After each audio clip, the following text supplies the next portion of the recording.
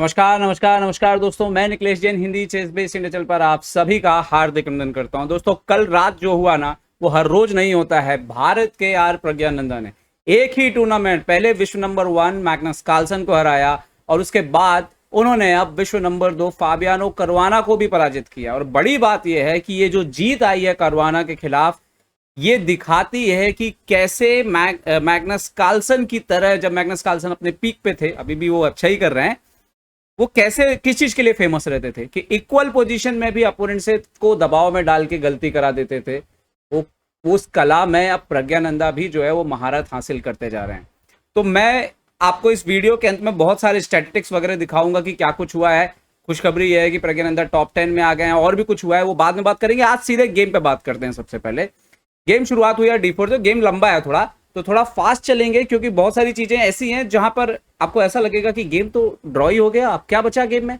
देखते हैं। D4, night F6, C4, E6, night F3। तो कैटलन ओपनिंग खेली यहां पर प्रज्ञानंदा ने व्हाइट पीसेस से। उन्होंने खेला G3, bishop E7, bishop G2, castle castle, black C4 pawn मारता है। आप उस C4 पॉन को रिकवर करने के लिए क्वीन लेके आते हैं। नॉर्मल लाइन है A6, क्वीन यहाँ पर C4, B5 तो queen C2 and now bishop B7। Okay, तो नाउ बिशप F4। इन्होंने खेला नाइट C6। अब आप देख सकते हो कि D4 का जो पॉन है वो मर रहा है। तो यहाँ पर एक वेरिएशन होता है, प्रज्ञानंदा ने थोड़ा हटके खेला। यहाँ पे नॉर्मली आप खेलोगे either night C3, queen D2, रुक D1, ये सब खेला जाता है यहाँ पे। बट उन्होंने यहाँ पे खेला नाइट B D2 और बोला कि D4 का पॉन आप ले लीजिए। तो एक लाइन है night into D4, night into D4, bishop G2, king G2। तो जब बिशप G2 आए तो सॉरी किंग G2 की जगह नाइट इंटू E6 यहाँ पर एक मूव आ जाता है, जिसको आप कह सकते हैं कि एक इंटरमीडिएट मूव यहां पर आ जाता है। पॉन इंटू E6 और नाउ किंग G2। तो अब आप देख सकते हो कि व्हाइट के पास किंग साइड पे 4 पॉन है और क्वीन साइड पे 2 पॉन है। ब्लैक के पास क्वीन साइड पे 3 पॉन है और यहाँ पर 3 पॉन दोनों साइड है, ठीक है। लेकिन यहाँ पर एक E6 पे एक एक्स्ट्रा वीकनेस जो है, वो स्लाइट वीकनेस जिसको कह सकते हैं कि ब्लैक के पास है। कंपनसेशन में ब्लैक के पास क्वीन साइड से एक एक्स्ट्रा पॉन है। तो ये खेलते हैं night D5, bishop E5, C5 और स्पेस गेन करता है ब्लैक पोजीशन पे। तो वही कंपनसेशन है। व्हाइट को है कि E6 पे एक वीकनेस है, ब्लैक को है कि क्वीन उसको स्पेस मिल रहा है, क्वीन साइड से जगह मिल रही है।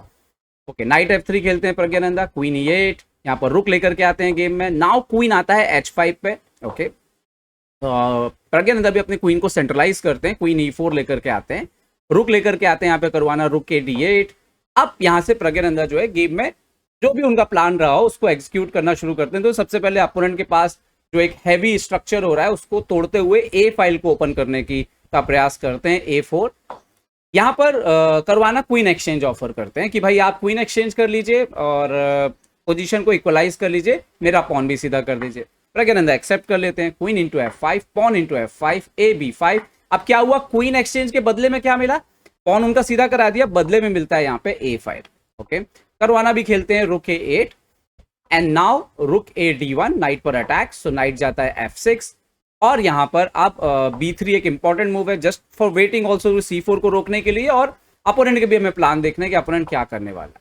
यहां पर करवाना खेलते हैं नाइट E4 और अब इस पोजीशन पर रुक D7 खेलते हैं यहां पर प्रज्ञानंदा और अटैक करते हैं इस बिशप पर। बिशप जाता है F6, bishop F6, night F6, रुक A8, रुक C7। और यहाँ तक आते आते ऐसा लगा कि ये तो एक ड्रॉ होने ही वाला है। चलिए, अब आपका निर्णय आगे कैसे बदलता है वो भी आप देखेंगे कि आप लोगों को क्या लगता है कि यहाँ पे ड्रॉ हो रहा है या नहीं हो रहा है। ओके, नाइट आता है यहाँ पर E4, नाइट E5, रुक आता है यहाँ पर E8, नाइट पर अटैक करता है प्रज्ञानंदा के। प्रज्ञानंदा जाते हैं नाइट D3, C5 के पॉन पर अटैक करते हैं और अब यहाँ पे करवाना आ जाते हैं नाइट D2 पे और वो आपके B3 के पॉन पर अटैक करते हैं। तो रुक इंटू C5, यहां पर अगर नाइट इंटू C5 मारा जाए तो आप देखेंगे कि रुक यहां पर जो है वो E2 पर आ रहा है। तो यही आइडिया था उनका। खैर, तो इन्होंने खेला रुक C5।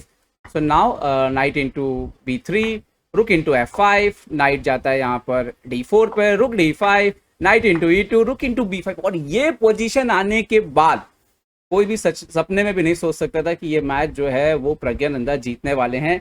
एक पॉन अप है, बट इस तरह के एंड गेम में इवन रुक एंड गेम ले लो या नाइट एंड गेम ले लो, अगर पॉन एक साइड है, पॉन स्ट्रक्चर डैमेज नहीं है, किंग साइड दोनों पॉन स्ट्रक्चर है, तो मोस्टली ये ड्रॉ ही होता है।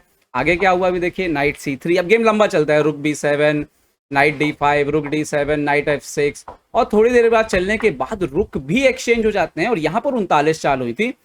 33 मिनट थे करवाना के पास, प्रज्ञानंदा के पास थे 19 मिनट।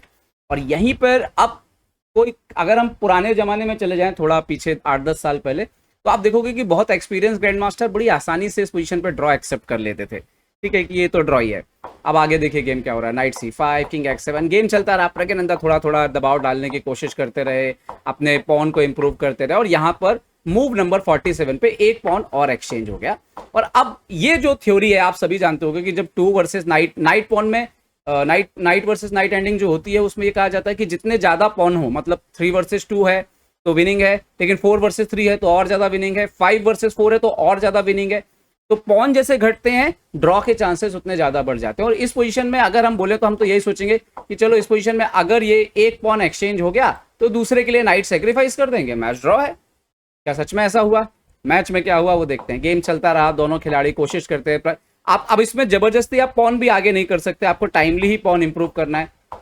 तो प्रज्ञानंदा को जैसे ही मौका मिला उन्होंने पॉन जो है वो F4 पर ले आए, और इसके बाद गेम चलता रहा। और मूव आया, यहाँ पर गेम चलता रहा, कोई प्रोग्रेस नहीं मिल रही थी वाइट को। एंड देन आता है मूव नंबर 66। यहाँ पर चेक पड़ती है करवाना को, और करवाना यहाँ पर जो खेल गए उसने ही सारा खेल कर दिया। तो यहाँ पर एक तो ये नाइट पीछे बैठा हुआ था, इसको डिफेंड करते हुए यहाँ पर खेलना क्या चाहिए था, आप भी चाहो तो पॉज करके सोच लो। खेलना चाहिए था किंग F7। क्यों? ताकि नाइट के लिए F6 का स्क्वायर अवेलेबल रहे।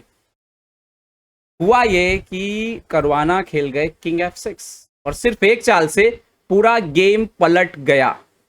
क्यों पलट गया?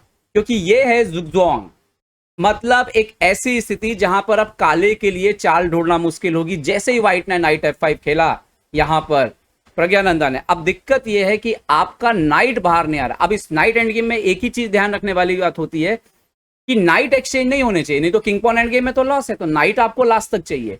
अब हो ये गया कि नाइट के लिए बाहर निकलने के लिए कोई जगह ही नहीं है, और जब भी ये नाइट बाहर निकलेगा अब ये पॉन मर जाएगा अगर आप दूर जा रहे हो तो। और अगर मान लीजिए, अब जैसे अलग अलग चीज बताता हूं, अभी जैसे नाइट तो निकाल नहीं सकते आप, वो तो लॉस है, तो आप चलो किंग G6 अगर खेलो तो ये किंग अंदर आने लग जाएगा, तो वो एक लॉस है, किंग अंदर आने लग गया तो। और अगर आपको किंग को रोकना है जो कि करवाना ने खेला, तो प्रॉब्लम ये है कि एक जुगजोंग का पोजीशन है, यहाँ पर किंग आया E5। अब आप ज्यादा दूर जा नहीं सकते, ये स्क्वायर अवेलेबल नहीं है। अगर आप पीछे हटोगे तो किंग ऊपर आएगा और नाइट निकाल, और अगर आप नाइट निकालोगे, और यहाँ पर देखिए क्या हुआ, तो यहाँ पर और अगर यहाँ पे नाइट निकालने के लिए कोशिश करें कि चलिए मैं नाइट बाहर निकाल देता हूँ, तो नाइट इंटू H6 आ रहा है। अभी आप 2 पॉइंट डाउन हो गए तो लॉस है।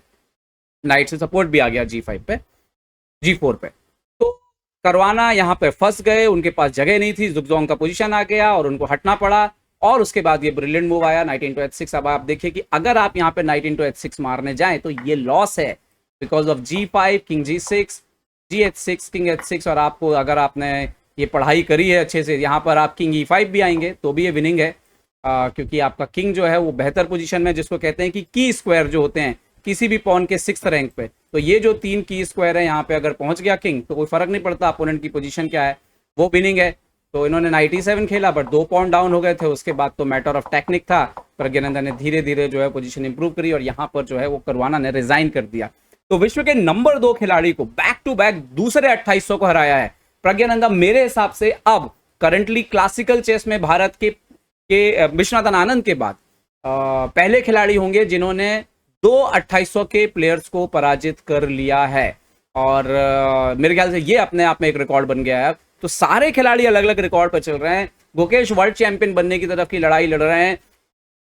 अर्जुन को आपको पता है कि वो वर्ल्ड रैंकिंग में ऊपर चढ़े चले जा रहे हैं, नंबर 4 में पहुंचने वाले हैं।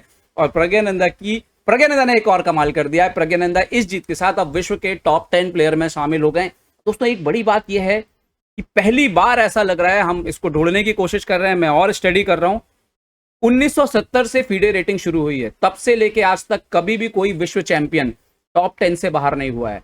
यहाँ पे डिंग लीरेन टॉप 10 से बाहर पहुंच गए। हालांकि ये पब्लिश रेटिंग नहीं है, इसीलिए हमें इस मंथ के अंत तक इंतजार करना होगा। हो सकता है कि डिंग लीरेन वापसी करें इसी टूर्नामेंट में। 5 राउंड बाकी हैं अभी, और 5 राउंड में बहुत अंक गेन किए जा सकते हैं। वो विश्व चैंपियन है। तो ये भी हुआ। तो कल डिंग टॉप 10 से बाहर हुए। और आप देखिए हमारे तिरंगा जो है वो आपको टॉप 10 में 3 बार दिख रहा है, और अगर आनंद जी को गिन लो तो टॉप 11 में 4 बार दिख रहा है तिरंगा। से ज्यादा देश शतरंज खेलते हैं और एक ही देश अगर टॉप 10 टॉप 11 में 4 बार आ जाए, आप समझिए भारत शतरंज की महाशक्ति ऑलरेडी बन चुका है। तो उम्मीद करता हूँ ये वीडियो आपको पसंद आया होगा। पसंद आया तो लाइक शेयर और सब्सक्राइब करना ना भूलें। देखते रहिए चेस बेस इंडिया। मैं निकलेश जैन। नमस्कार दोस्तों।